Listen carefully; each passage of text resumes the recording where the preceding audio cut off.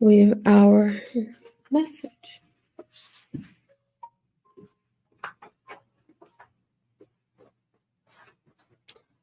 From the book Happy Life. Avoid being overly sensitive.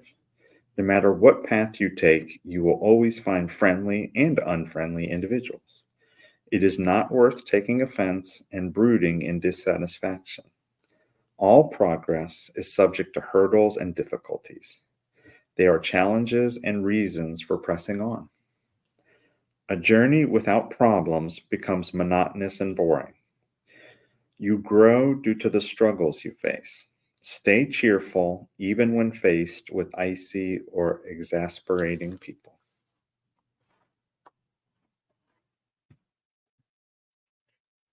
Now, with the reminder from Joanna, let's go ahead and pray together.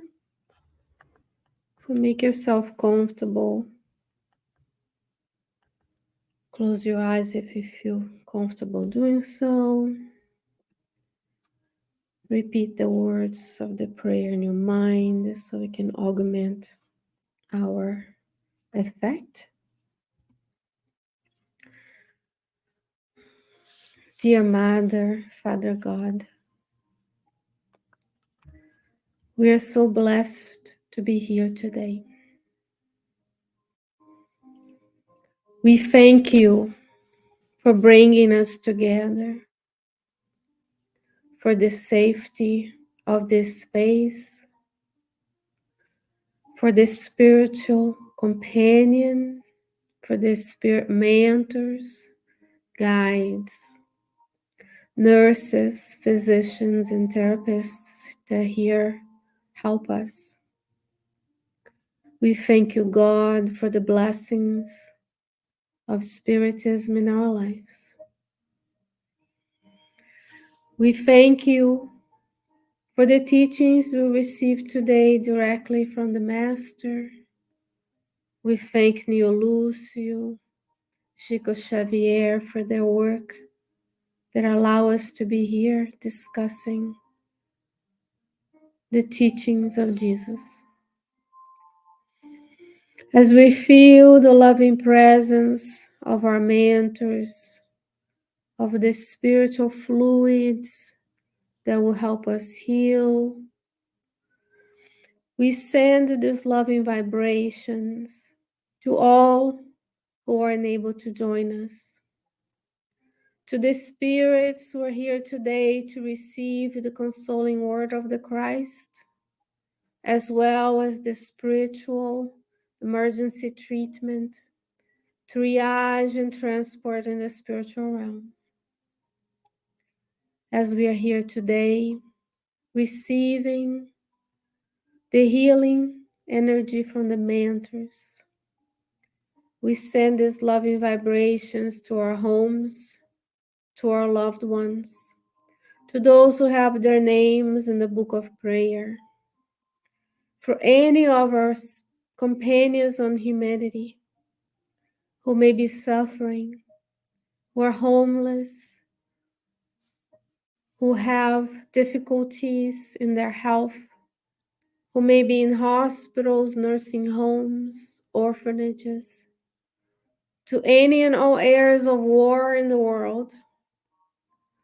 We pray that the superior spirits and their loving missions can reach us, soothing our hearts and pains, giving us hope for a better future. We ask you, Lord, to use us to be instruments of your will today. And we ask you for your protection and permission as we begin our studies. And so today, as he goes to lock the door, get something to eat.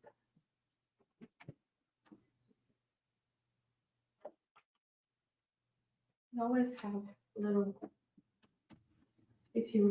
some people like to take notes. Yeah, so you can take notes, and then you will probably take one and leave it. Is that okay? Yes. See. so that sometimes people like I'll ask questions and people like to write. So we'll put it out there next time.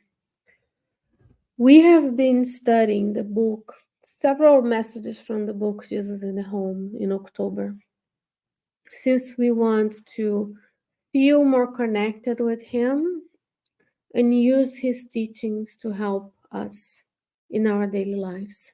So we have named our studies Learning with Jesus series. So today, if I can make this happen, we have helping one another. We've focused, we're focusing on thankfulness, and we focused on family last time.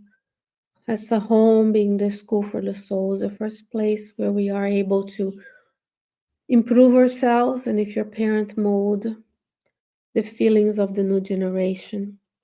So this chapter is about, it's titled by Neil Lucio. So for those who don't know, this is the book we're talking about. And it was psychographed originally in 1950. So right after the Second World War, and many things have happened. And this depicts many of the meetings that Jesus had with the apostles in mostly Peter's home, but not only.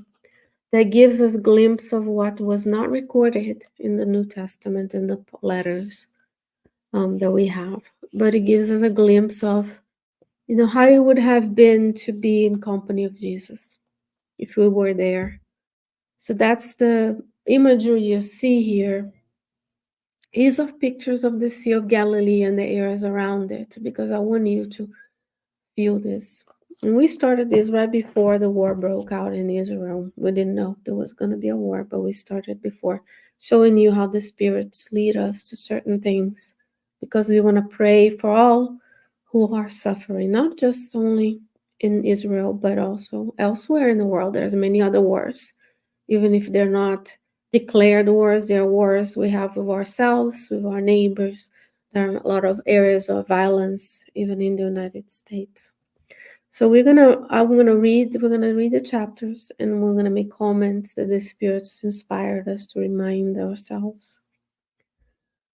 And always thinking about how would I be there? Because he's gonna give us things that we don't necessarily have on other books, which is how Jesus talked, how Jesus moved, how he looked at people, how he didn't say things. Because that silence is also charity at times.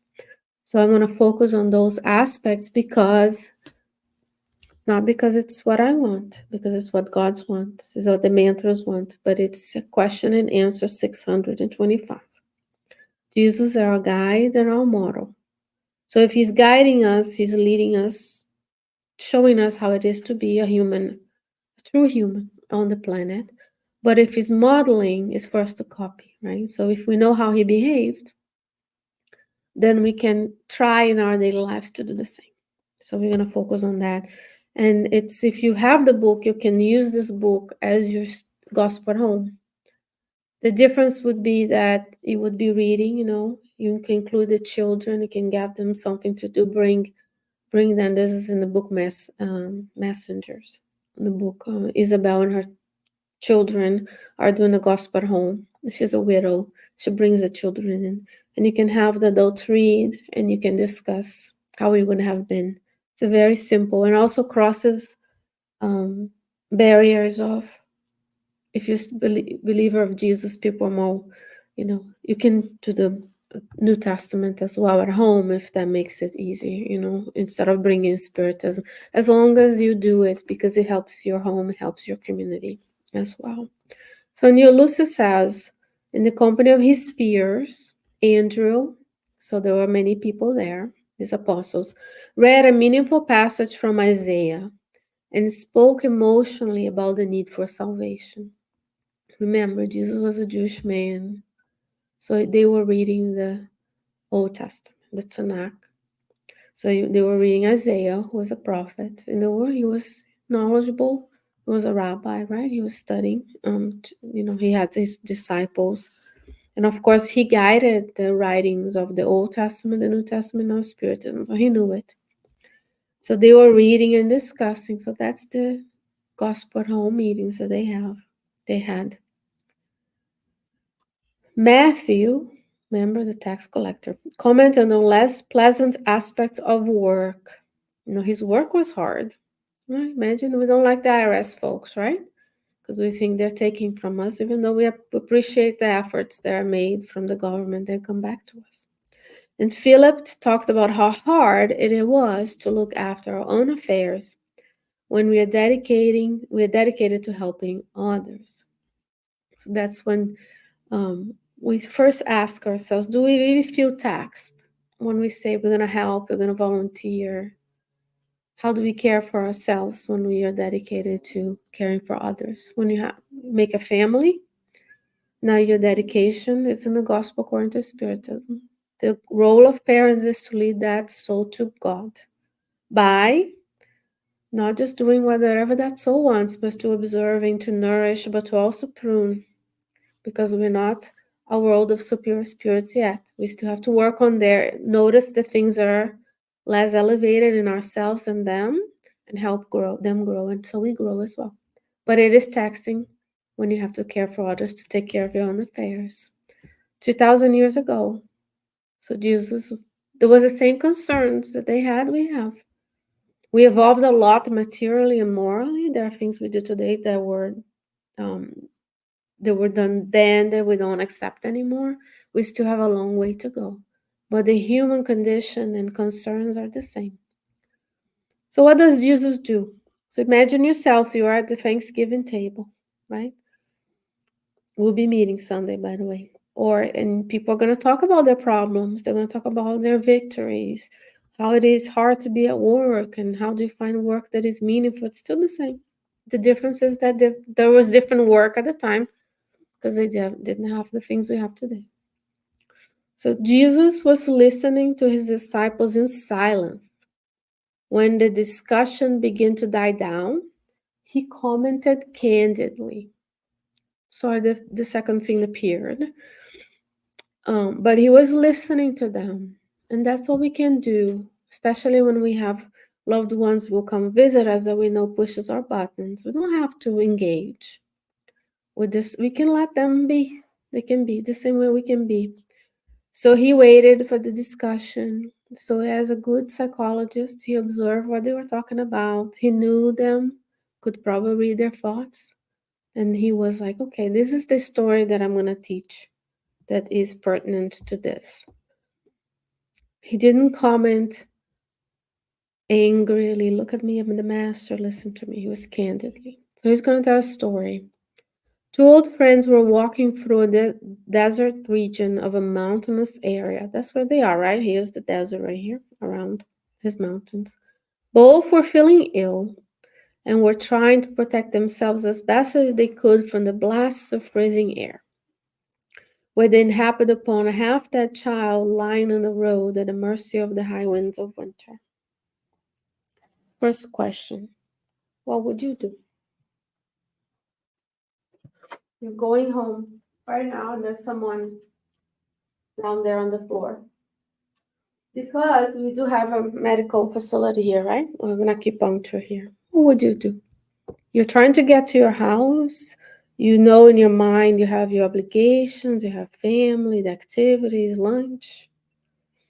We hope that our answer is I will stop, call 911, and stay with the person until. But it could be this is a very poignant example to grab attention. But it can be when I see a piece of trash in my workplace, and would I pick it up? When I see someone lost, would I stop? If I see someone frazzled at the grocery store, maybe they have one or two items, I have 15, do I let them go? It's all about what is the situation and how can I still help others? You're taking care of your own affairs. They were trying to go somewhere, right? Here's a description. They were ill, and it was cold. They probably didn't have Gore-Tex back then, waterproof boots, and they have some garments, but not the way we can protect ourselves today, even if we feel cold. Okay, so we have two men and a child in this story. One of them stared at the unusual sight and said irritably to the, didn't say candidly, irritably, "Well, I'm not going to waste my time. I have to worry about taking care of myself. Let's move." Now, the site was unusual. If you went today to hike downtown, there are plenty of trails. That's one of the features of Richmond is the outdoor activities. And if you saw a child alone, that is an unusual sight even for them. But, this child was half dead. Remember, that's the story. There's context to the story. So it was a half dead child lying in the road. He's like, "Well, I'm going to take care of myself. I have to get there. This is a lost cause." The other was more compassionate and replied, "Friend, we must save the child. He's our brother in humanity." At this moment, he made a choice. They both made choices, and that's us in the little choices we make to just keep going or make a detour to help. And the other one continued, "I can't," said the heartless friend. "I'm tired and sick. This stranger would be an unbearable burden. It's cold and it's storming. We have to make it to the next village without wasting another minute." So he was caring for his own affairs. And that's how sometimes we reply to others. We think everybody's around and they're reacting to us, doing something against us. But no, we're all going around looking at our own circle and doing what's best for us. So if you have a heartless coworker who says something mean, it's usually not about you. It's about their difficulties at that time. But we take it personally, right? But Jesus is saying this person was heartless, and we still have heartless people. Maybe we're heartless at times in our lives. We were back then. So he's giving it, we giving examples. "Oh, I can't go to the center. I can't volunteer because I have my activities, my children, my this, my house, my. You know, we are taking care of our own affairs, but then we are not taking care of who? The spirits who in Richmond may not even know they are dead. They're dead. They're just wandering. And it's cold, it's storming. Now these gentlemen are walking. We have cars. We don't need to go on camels. We don't have to do what Paul did. We can walk. But let's expand it to our daily lives. Whatever your situation is right now, you can see those. And he set off. So he's like, "I'm not gonna waste my time. It's a burden. I'm old. I'm sick. I can't bear this one more thing." The other person, the kind-hearted traveler, so heartless or kind-hearted, because the words that Jesus choose are important too, leaned over the outstretched boy and took a few minutes and hold him paternally against his chest. So now we know that it's two men and a boy, but it could have been a girl. It might even be an animal in distress. Remember when Jesus was passing, there was a dead dog. He chose to focus on the teeth. That the dog had beautiful teeth. Not that the dog was rotting, because the dog was dead.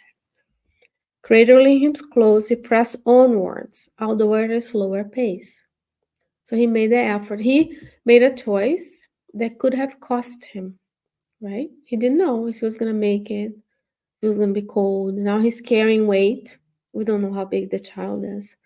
But think about if you have to walk by yourself or if you have a toddler. It's a choice, it's important, but it takes longer.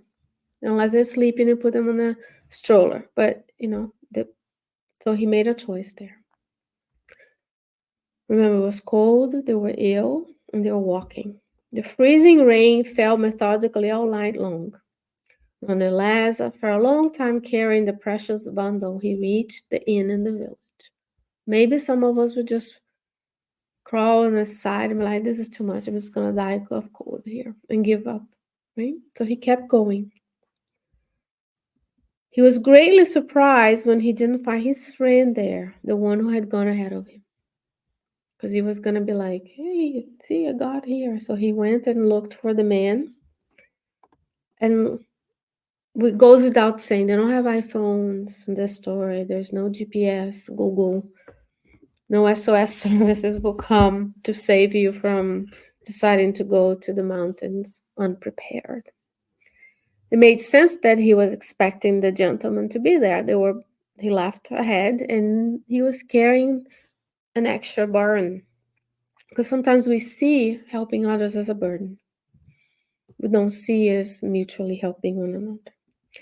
It was only on the following day, after a painstaking search, that the unfortunate traveler was found dead, hidden beside the flooded road. Because not only he went ahead thinking about his own needs, but also probably if you had someone else to help, this is what we do with friends, with spouses. We bounce ideas, right? Maybe he would have not lost his way. Apparently, the gentleman with the boy had knew the way better because it didn't get lost. It got there. Now Jesus is going to give more context. He says, hurriedly pressing on alone and selfishly trying to save himself, he was unable to withstand the waves of violent cold air and fell over soaking wet without anything to help him against the freezing weather. So he chose to go alone versus going with others. And going with others brings a toll to you because you can do things on your own. You can be perfect and do it your way, but if you're working with others, we have to work with one another. Our differences. There is guidance. It goes for your family, where is your moral code, and your family goes for work. It goes for the Spiritist Center too. When we come in and we think we know better, but there's a established order, or sometimes we think we know better than the mentors, right? They would have had to work together to maybe carry the child, take turns, talk about the direction, and not so he was selfish trying to save. That's what a lot of people on the earth is doing now, selfish trying to take care of themselves. I want to travel, YOLO. You only live once. I want to experience, and then we don't look around in our own neighborhood and see the need of an elderly neighbor, or the fact that the earth is not going to sustain all of us for this crazy pace for long. There is others that if we take a little bit less for ourselves, if we solve for simplicity and peace, then there's more resources to apply in the community, not just financial, because if you have less to take care of, so it's time, less to clean, less to organize, so on and so forth. And this is our battle daily. Do we go selfishly and do the things our way, or we choose to interact? His companion, on the other hand, had received the soft warmth from the child's body as he held it close and been able to endure the frigid night. Thus, he was saved from a similar tragedy. If both had chosen to go, maybe the two of them would have arrived and the child survived. Or perhaps the three of them would have died. And that's, how Jesus is explaining, giving them an example they could find themselves in. To go from village to village, they had to walk. And of course, they had to know the patterns. They didn't have Weather Channel to tell you what's going on. So they had to go a lot of times together because there were thieves around. Of course, the women didn't go places alone. They have to sometimes be armed and everything. And there were also animals, right, that could attack. So they both made decisions, and that's how we want to take this from in our life. What kind of decisions am I making? This is a very striking example, but bring it down to the little decisions we make in terms of working alone or working with others. He had discovered the sublimity of mutual help. That's the gentleman that carried the child. By helping the abandoned child, he had helped himself. Now we have one more information about the child. So someone saw that the child wasn't going to make it and left it behind. Right? By selflessly stepping forward to help someone else, he had managed to triumph against the hardship of the journey, thereby enjoying the blessings of mutual salvation. What were the apostles talking about in the beginning of the chapter?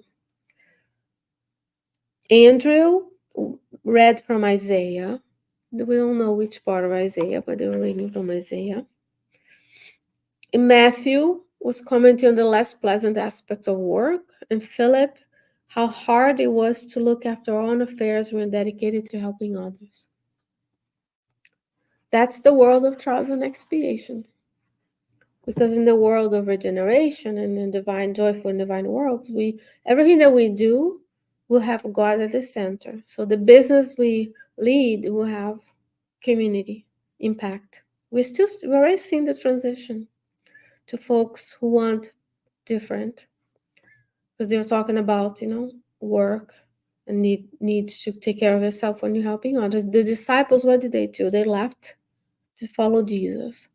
What did Jesus do on a daily basis? Helped others. He took time to meditate, but he was healing, he was consoling, he was healing, and people a lot of times came to hear his word and to be healed. So it's constant work. Very few times for self-care. Some self-care, of course, because he had times of watch and pray. How did this story hit you? Because the disciples were taken aback and touched.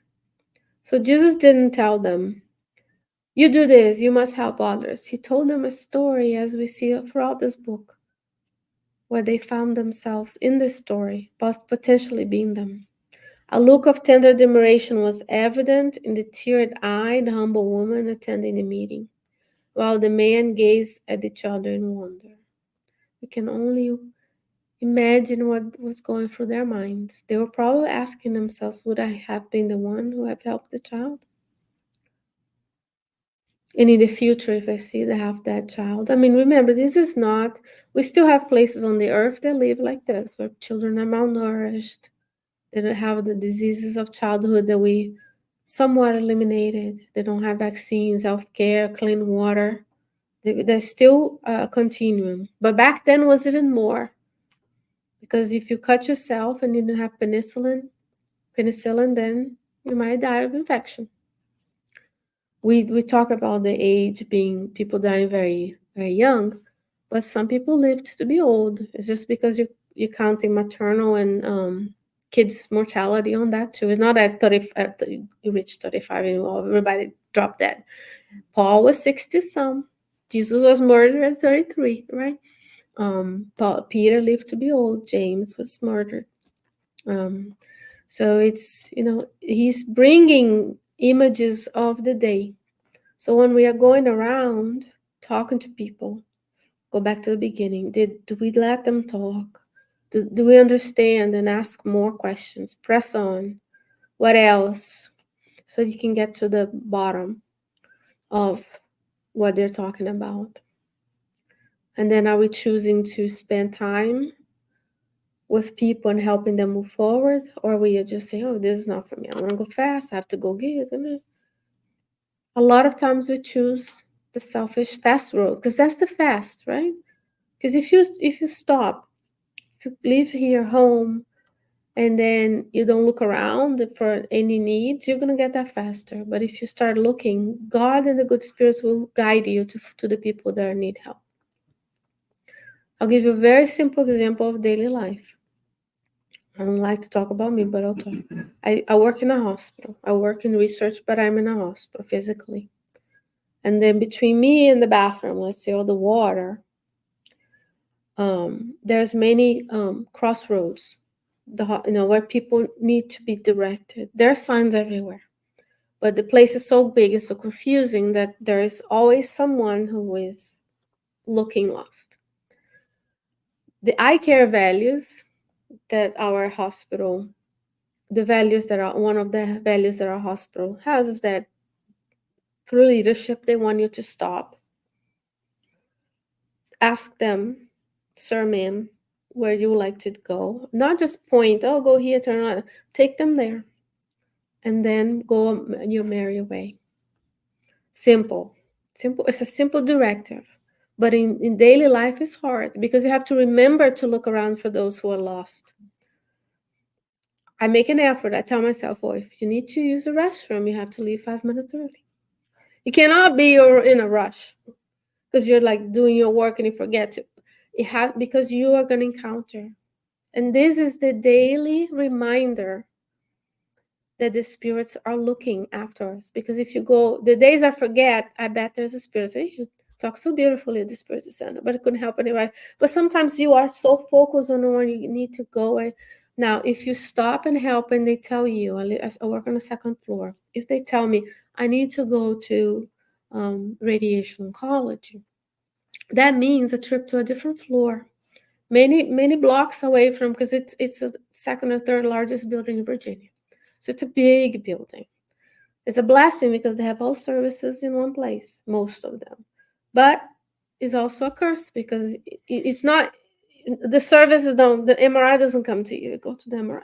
So you have to make it. I have to make a choice. If I leave 5 minutes before a meeting to use the restroom and I encounter someone that needs direction, usually I never had anybody that far. I had one person ask me that question, but I was on the first floor, so it wasn't that difficult to find. I will be late for the meeting, and then I might look unprofessional, but I have a reason. I'm here to serve the patients, even though I'm not providing care direct. But this is care because someone stopped, maybe, and if I just stood there with a clipboard and took notes on how many people ignore that person, you would see a lot of us are still, I need to get there, I need to get there, I need to get there. So I'm not mindful of what's going on, but just focused. Then it can go far. But if you stop to help, it's not have that child in the road, but that's the, to grab attention, you tell a story that is that. But it may be that you see a little toad in distress, and then you stop to push it off the road so the cars don't pass. It may be that you see a piece of trash and you go away from your run, you carry the trash. So little things, because if we're faithful in the little things, more will be given. If I can't apply these teachings in my daily life by helping someone get where they are, how worthy am I of trying to lead, you know, in my life, in my house? And I won't see anybody. So we'll all go home, 5, 6 of us, and we're all doing our thing. Nobody's looking to see what else is happening. So this is Jesus in our lives. Because he was able to read their minds. He knew who they were, of course. They were prepared to be the disciples, the close ones, the apostles, right? They were like there daily, 3 years. That's why they miss him so much, because they knew what to say. But it takes mindfulness to be like, where am I? What are these people talking about? But there are many books we could read about how to have a conversation. There's a brand new one. It's called How to Know a Person. And this journalist talks about the steps you do during a conversation, but it takes effort to not be to listen and not just be planning what to say next, because that's us. Because if we choose the selfish part, I'm going to tell them what I feel. It's maybe stop saying I know how you feel, because we don't. That's one of the things it talks about. Then I'm going to spend time with this person, tell me more, or just come ask better questions. As how's your day going, or how's the weather outside. After a short silence, Jesus concluded expressively. So he allowed them to receive the message and envision them. Because when I say something to you like I described, I'm walking and there's like a crossroad and there's a bathroom, and the bathroom, thank God's right there. Because usually, you have a picture of how the hospital looks like. I know what the hospital looks like because I go there every day. But you have your own hospital, your own crossroads, your own people that you help at school. If you say school, you could be going, your teacher said, go get this for me, or whatever, and you go from classroom A to classroom C. There might be someone in between there. And your job was to get there so the teacher is not delayed, but then there might be a child in distress in the way. Who takes precedence? The 15 that are waiting, or the one that is in distress? In that sense, it could be that in distress nowadays with the rise in suicide and mental illness and suicidal ideation, that could be they have that child. She's not physically suffering from typhus and dying on the street, but they're so in distress that they have lost the ability to be here with us anymore. So this is like the spirits. Once we open, they will show us where to go. Because people's most eloquent and exact testimonies before the Almighty Father are their own deeds. The very ones whom we help our support. The heart we save will become a resource for us one day or another. There's no doubt about it, about this. And he continues, those who live for themselves are merely living an ornament of loneliness, but those who work on behalf of others are creditors of everyone's help. By helping, we will be helped. By giving, we will receive. This is the divine law. Because we don't know the rest of this story. But I bet you if that child made it, because there's many scenarios where I choose your own ending. Because we stopped at the fact that they arrived at the inn and they found the first person discarnated. Could have been eaten by a wolf or whatever, a bear. Never found, and nobody knows. We don't know if they survived. They were both ill. And they may have saved the child to the end, and the child still passed away. Was delayed. We don't, let's say if that child survived, you would be grateful to that man. And then now there's choices to be made about how he's going to raise, where did it come from. So I bet you that child will be willing to help that person later. We're not helping so that person, it's not a quid pro quo here. We don't help the person that we don't know, hoping that they'll help us back. When I stop to give directions, I fully know that none of the veterans can give me anything back. Because I'm there to care for them. It's not the other way around. That's the service work that many people don't understand. When you're at work, you're there to serve the customer. And if you do the right thing, I can come back and say, I was late. I understand I'm late for the meeting, but this gentleman needed to get to radiology, whatever. I went there and back. And even if my boss, she wouldn't do that, but if someone had a boss who yelled and screamed at them, they can go into the director's office and explain. The director would intervene. That's the God. If you do the deeds, if you help people, the divine laws are on our side. Even if we think we're delaying our progress, right? Because he had to go slower. But is he really delaying his progress when he helped that child? He was probably accelerating because he learned a lesson. Because when we see someone we don't help, we just say, I don't believe in you. Right? We don't involve in people. By helping, we'll be helped. By giving, we'll receive. And that's what we're here. Like when we come here to help, these spirits help the other spirits that are suffering, the mentors. We'll be helped. Maybe not directly. Maybe the person that I helped, the veteran that I helped, will help someone in his community. Will help another veteran who might be, I'm not a veteran, I haven't served. So I can't talk about the experiences. I can hear the experiences, but it's different if someone who had a bad impression of us, who was lost in a huge building, and then and God shows us. It's not about me, but I'll show you. I went to visit a friend in the ER. After the husband was in the ER, she was in the hospital. It was after hours, so I had to go through the ER to enter this hospital, a different hospital in this community. I'd never been in that place before. So it was the same thing. It was, even though the veterans I know have been around, but they may not have been around that area. The gentleman that was doing security, there was more than one of them. I clearly saw my face that I had no idea where to go, even though I was told where that person was. He went and took me to her room at the expense of being yelled at him when he became back for the other one who left the other one, because ERs are difficult places to be, especially after hours. So it was the same thing. But I didn't help every day expecting he helped me. But he gave me directions. I wrote them down because I guess people don't do that, because I was like, I'm going to remember this. And he's like, I'll take you there. And it took him 5 minutes up, down, showed me, oh, this is that is the canteen, whatever, did me a tour. I remember. Now I found my way next time. But it's the same feeling.